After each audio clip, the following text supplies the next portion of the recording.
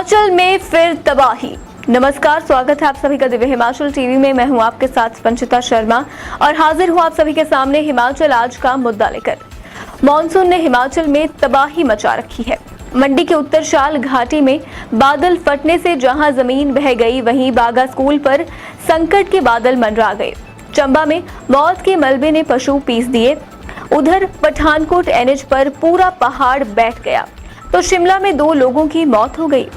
और कहां पड़ी मौसम की मार, और आगे क्या रहेगा हाल, हम पहाड़ी में इसी पर चर्चा कर रहे हैं अनिल अग्निहोत्री और राजेश शर्मा। बेटियों के लिए मसीहा बने जयराम ठाकुर, मुख्यमंत्री हिमाचल प्रदेश सरकार। अब ये हमने टाइटलिंग क्यों की, अब जब हम चर्चा करेंगे राजेश जी, तो ये सबके हमारे दर्शकों के सामने भी आ जाएगी।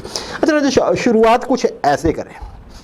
कल बहुत भयानक दिन गुजरा और ये लग रहा था पता नहीं क्या हो जाएगा। दिन गुजर गया, भगवान का बहुत शुक्र है, लेकिन जो कल के जख्म थे वो आज भी सामने आ रहे हैं राजेश। बिल्कुल। मौसम की मार के बाद पिछले कल के आज दिन कैसे गुजरा, क्योंकि थोड़े ही समय पहले हम कुछ और तैयारी करके बैठने लगे थे राजेश। बिल्कुल। लेकिन फिर कुछ ऐसा हो गया, मुझे लग रहा है आप कुछ उस पॉइंट से शुरू करना चाहेंगे, जरा दर्शकों को जानकारी दीजिए राजेश। बिल्कुल, देखिए जिस तरह की परिस्थितियां प्रदेश में कल पैदा होगी, बाढ़, भूस्खलन और जिस तरह से पुल गिरे, डंगे दर के सड़कें बही, उसी तरह के हालात एक बार फिर जिला मंडी में आज पैदा हुए अग्निहोत्री जी। बागी नाले में बाढ़ आ गई है और इस बाढ़ के कारण अब वहां का जो स्कूल है, प्राइमरी स्कूल है, वो स्कूल खतरे की जद में आ गया। उस स्कूल की रसोई का एक हिस्सा बह गया है। नाले में बाढ़ के साथ जिस तरह से बादल फटा है, उस इलाके में बादल फटा है अग्निहोत्री जी, और बादल फटने के कारण पेड़ बह गए हैं, चट्टानें गिर गई हैं, रास्ता पूरी तरह से उस एरिया का बंद पड़ा हुआ है। हालत लगातार उस तरफ बिल्कुल खराब बनी हुई है और अभी तक देखें तो इस तरह का जानी नुकसान की सूचना तो नहीं है, लेकिन संपत्ति को भारी भरकम नुकसान आज लगातार तीसरे दिन भी उस इलाके में हुआ है। जी राजेश, बिल्कुल। देखिए आज हमने उसको दिव्य हिमाचल टीवी पे एक्सक्लूसिवली लाइव किया जब उस नाले में बाढ़ आ रही थी राजेश। एक सवाल तो ये भी उठा कि खड्ड के किनारे हिमाचल के बहुत से स्कूल आखिर हैं क्यों? बिल्कुल है जी। वीडियो देखते हुए यही लग रहा था और बहुत से लोगों के रिएक्शंस भी आ रहे थे। एक और चीज है राजेश, मंडी में कल भी बहुत तबाही हुई थी। बिल्कुल। आज भी वहां पे पूरी नजर रखी हुई थी हमारे ब्यूरो चीफ जो है मंडी के, अमन अग्निहोत्री साहब। वो हमेशा अभी आज भी इन टच है। कुछ और होगा अगर मंडी से खासकर तो हम बताएंगे, बाकी जगह भी हमारी टीम वैसे ही लगी है जैसे कल थी राजेश। अच्छा, आज धूप खिली राजेश बहुत से क्षेत्रों में। सुबह तो कम से कम, दोपहर तक तो हम यही कहेंगे। धूप खिली नहीं सुबह और पहाड़ दरकने लग पड़े। सही है, खासकर चंबा एरिया में।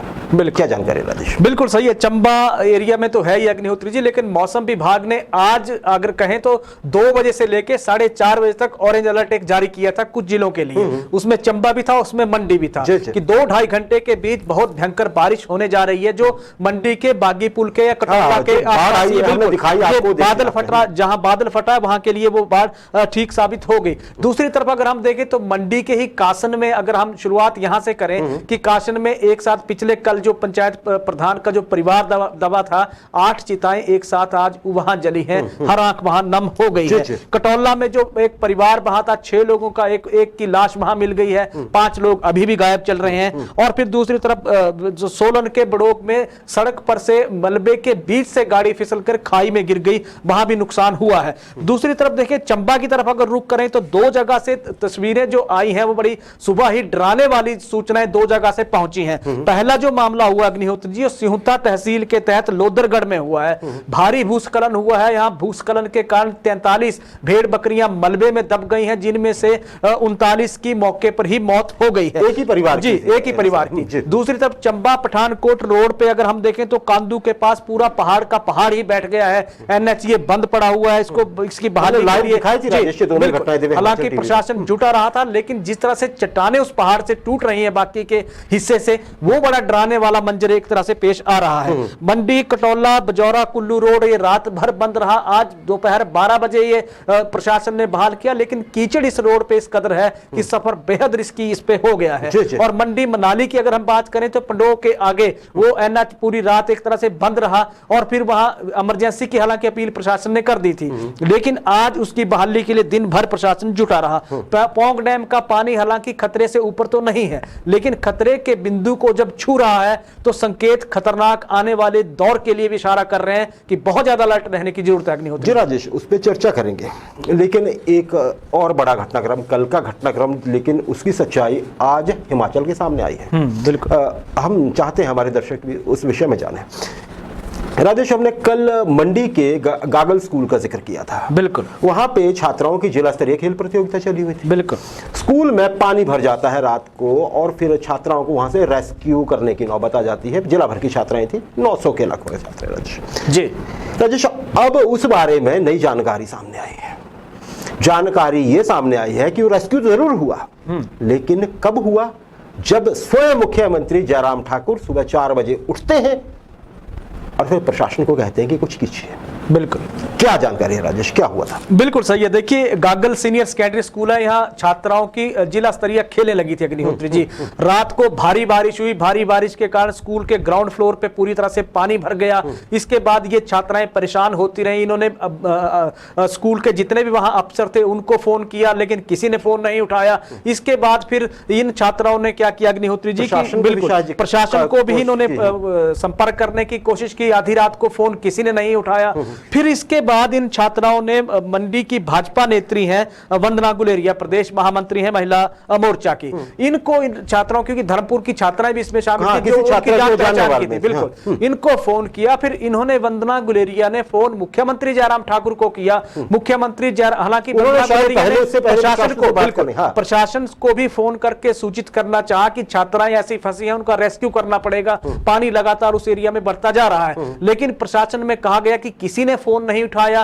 थक हार कर फिर जब उन्होंने मुख्यमंत्री जयराम ठाकुर को तड़के फोन किया, मुख्यमंत्री जयराम ठाकुर ने फोन उनका तुरंत उठाया अग्निहोत्री जी। इसके बाद मुख्यमंत्री जयराम ठाकुर ने मंडी प्रशासन को फोन मिलाया। फिर उन्होंने जानकारी वहां दी कि ऐसे ऐसे गागल स्कूल में छात्राएं, 900 के करीब ये छात्राएं डिस्ट्रिक्ट लेवल स्पोर्ट टूर्नामेंट के लिए पहुंची थी, वो वहां फंसी हुई थी। फिर प्रशासन हरकत में आया, फिर वहां से छात्राओं को निकाल के रेस्क्यू करके ऊपर की फ्लोर पे शिफ्ट किया गया। तो इस तरह का ये घटनाक्रम रहा, जहां मुख्यमंत्री जयराम ठाकुर अगर सीधे तौर पे नहीं इस मामले में कूदते तो शायद हो सकता था कि इस तरह का रेस्क्यू ना ये इन छात्राओं को होता, और ये खतरे की जद के बीच ये 900 की 900 छात्राएं वहां रहती, तो इस बीच अनहोनी की आशंका से भी इनकार नहीं किया जा सकता अग्निहोत्री जी। राजेश, कल वैसे देखिए बारिश थी, कुछ भी हो सकता था, पानी आ गया, उसमें किसी का कोई दोष नहीं कहा जा सकता है इमीडिएटली।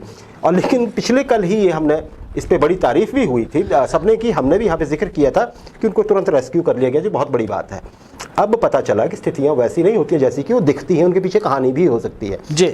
और राजेश, एक और चीज़ है, जब हम कम से कम हिमाचल में तो ऐसा होता ही है, हम हमेशा ये कहते हैं कि नेता जो होता है, या वो अच्छा नेता हो सकता है जो आम परिवार से निकला हो, क्योंकि उसे आम आदमी के दुख और दर्द का पता होता है। शायद एक उदाहरण है राजेश।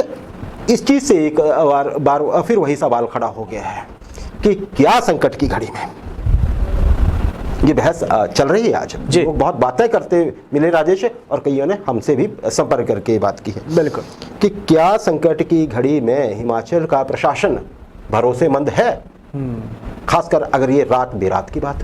बिल्कुल बिल्कुल सही है। देखिए, इस छुट्टी का दिन, बिल्कुल सही है, छुट्टी का दिन हो या जहां तक रात का सवाल है, तो प्रशासन पे बहुत ज्यादा एक तरह से लोगों का भरोसा होता है कि प्रशासन उनकी मदद करेगा, बना रहना बहुत जरूरी है। बिल्कुल, लेकिन सवाल ये है कि जिस तरह का घटनाक्रम पिछले कल पेश आया, प्रशासन की कार्यप्रणाली पे कई जिलों में सवाल खड़े हो गए कि भारी बारिश के बीच प्रशासन के अफसर बारिश का नुकसान लेने के लिए उसके थमने का इंतजार करते रहे, उससे पहले नहीं निकले, और उसके बाद लोगों को राहत देने की परिस्थितियों में कोई प्रशासन कहीं भी नजर नहीं आया। सवाल यहां खड़े हो गए। सवाल गागल स्कूल की छात्राओं ने भी खड़े कर दिए, जहां भाजपा नेत्री को फोन करके जिस तरह से रेस्क्यू उनका किया गया, सवाल क्योंकि प्रशासन ने फोन नहीं उठाया, सवाल यहां से भी खड़े हो गए। और सवाल यहां से भी खड़े हो गए कि लोकल एडमिनिस्ट्रेशन किस तरह से की वर्किंग किस तरह से है। अगर मुख्यमंत्री जयराम ठाकुर भरे कार्यक्रम के बीच कार्यक्रम को रोककर अगर तमाम जिलाधीशों को वीडियो कॉन्फ्रेंसिंग के माध्यम से निर्देश दे रहे हैं, तो उन निर्देशों की जरूरत क्यों आन पड़ी, ये भी सबसे बड़ा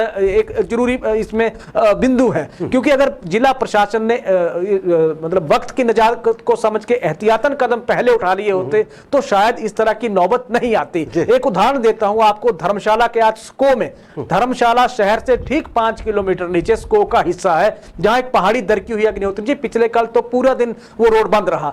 अब जो उस रोड को क्लियर किया गया है, उस रोड को सिर्फ इतना सा क्लियर किया गया है, इतना सा मलबा उसमें से हटाया गया है कि उसमें से पूरी एक बस ही सिर्फ गुजर सके, और उसमें 2 पहिया वाहन चालक कहां जाएंगे, क्योंकि इतना भयंकर मलबा है, वहां फिसलन इतनी ज्यादा हो गई है कि वहां लोकल एडमिनिस्ट्रेशन आज दिन भर नहीं था अग्निहोत्री जी। और में ये भी जरा सी बारिश होगी तो फिर स्थितियां वैसी ही हो जाएंगी। बिल्कुल बिल्कुल, अगर थोड़ी सी भी बारिश होती और जिस तरह का अलर्ट आने वाले दिनों के लिए आया है, उस तरह की परिस्थितियों में वो बहुत ज्यादा खतरनाक वहां माहौल पैदा होने वाला है। तो उससे बचने के लिए आज दिन भर प्रशासन को वहां होना चाहिए था, लेबर के साथ, मशीनरीज के साथ जुटे होना चाहिए था, क्योंकि संडे था, कोई नहीं था। दूसरी तरफ अगर हम देखें तो आपने मंडी पठानकोट एनएच पे चंबी पे है, वहां पूरा पहाड़ पिछले कल बैठ गया था, दुकानें मलबे में दफन हो गई थी, लोगों की संपत्ति का लाखों का नुकसान हुआ। प्रशासन ने पिछले कल हालांकि 1 बजे के आसपास उस रोड को खोलने की कोशिश की, रोड पहली बार खोला, फिर लैंडस्लाइड हुआ, फिर बैठ गया,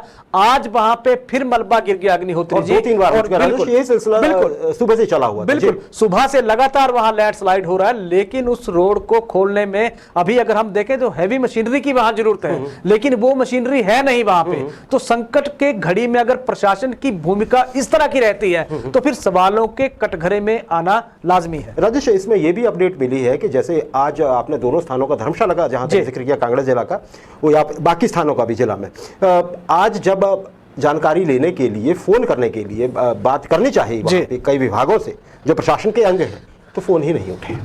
क्यों? क्योंकि आज संडे है। और जानकारी किस लिए चाहिए थी राजेश? ताकि जनता को जानकारी दी जा सके कि स्थिति क्या है, आप अपना प्लान कैसे करें रूट का, सिर्फ इसलिए पूछने के लिए। तो वहां से कोई जानकारी नहीं मिल पाई, संडे था इसलिए। राजेश, एक और चीज अगर मैं कहूँगा, कल जैसे सड़कें चली, सड़कों की हमने बात कर ली, अब बस मेरा अंतिम प्रश्न है इस सेगमेंट में, कल या उससे आगे मौसम कैसा रहने वाला है?